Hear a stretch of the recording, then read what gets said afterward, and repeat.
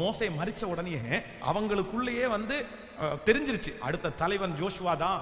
ஏன்னா மோசே மரிக்கிறதுக்கு முன்னாடி யார் மேல கையை வச்சார் அப்படின்னா இந்த ஜோஷுவா மேல கையை வச்சிட்டார்.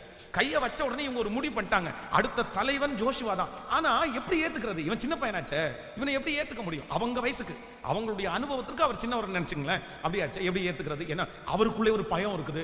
ஐயோ மோசே எவ்வளவு பெரிய ஆளு, அவரே இப்படி பண்ணிட்டாங்களே.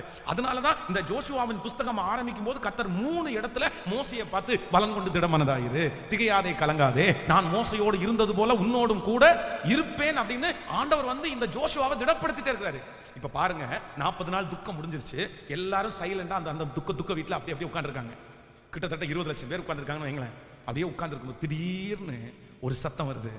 யாரை பார்த்து அப்படின்னா ஜோஷுவாவை பார்த்து. ஆண்டவர் சொல்றாரு, என்னடா மோசே இறந்து போயிட்டான், நீங்க எத்தனை நாள் தான் இப்படி உட்கார்ந்துருப்பீங்க? இந்தடா நீ ஃபர்ஸ்ட் ஆண்டவர் யாரை சொல்றாருன்னா நீயும் ஜனங்களும். அப்போ நான் இதுக்கு என்ன ஒரு தலைப்பு வச்சேன்னா, நீங்கள் கர்த்தருடைய கரத்திலே தரித்திருப்பீர்களே ஆனால் ஆண்டவரே உங்களை ஒரு நாள் உயர்த்துவார்.